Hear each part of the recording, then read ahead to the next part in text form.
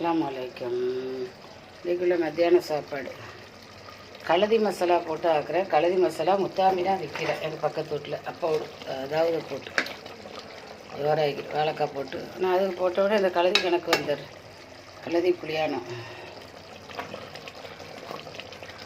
கலதி மசாலா போட்டு வாழைக்காய் போட்டு ஆக்குறேன். மாங்காய் கத்திரிக்காய் மசிக்கிறேம்மா பாருங்க. இன்னும் ஊறுகாய் போடையில் தாளிப்புலாம் ஊற்றிட்டேன். ஊறுகாய் கொஞ்சமாக எடுத்து போடுறேன். அடை ஊறுகாய் போட்டால் தான் மணக்கு. போட்டுட்டேன். அதுக்கப்புறம் நொங்கு சாப்பிட்டுடுத்தீங்க. சோறு நானையும் தம்பியும் கூப்பிட்டிக்கிறேன் வருவோம் திங்க. எனக்கு ஒரு ஆளுக்கு எனக்கு மாம்பிட்டு வழக்காட்டி பெரிய இஞ்சுவலே ஆள் ஃபோன் அடித்தா வர்றோம். என்னம்மா அப்படி இந்த கறிப்பொடியில் என்ன குறவு எண்ணெய் விட்டுக்கிட்டு 13 ரூபா ஒரு பாக்கெட் மசாலா. அது மட்டும்தான் போட்டேன். 1/2 கிலோ கறிக்கு கொஞ்சம் கூட தான் வைக்கும். நல்லா முள்ளும் கறியுமா சேர்ந்து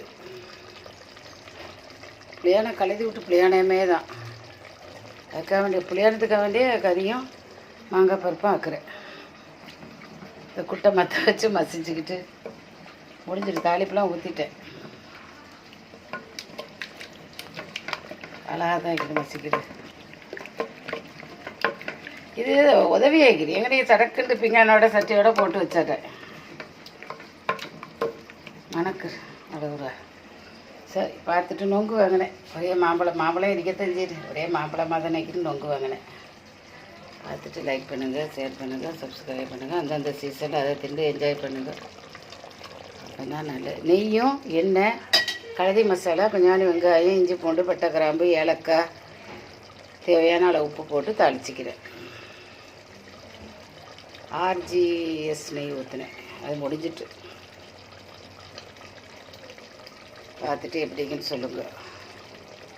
சேம் கலரி மாதிரி இருக்கிறேன். இன்னும் கொஞ்சம் ஒரு சுத்து இன்னும் கொஞ்சம் நீர் வற்றிட்டு அந்த சிட்டியில் வச்சு வருமா கலரி அதை போல் அவிடும். பாதம் இதெல்லாம் ஊற்றிக்கிறேன். தேங்காய் பால்லாம் ஊற்றிக்கல. ஒன்லி பாதம் கேஷ்நட்டு இதெல்லாம் கொஞ்சம் அரைச்சி ஊற்றினேன். பார்த்துட்டு லைக் பண்ணுங்கள், ஷேர் பண்ணுங்கள், சப்ஸ்கிரைப் பண்ணுங்கள். அஸ்ஸலாமு அலைக்கும் வரஹ்மத்துல்லாஹி வபரகாத்துஹு.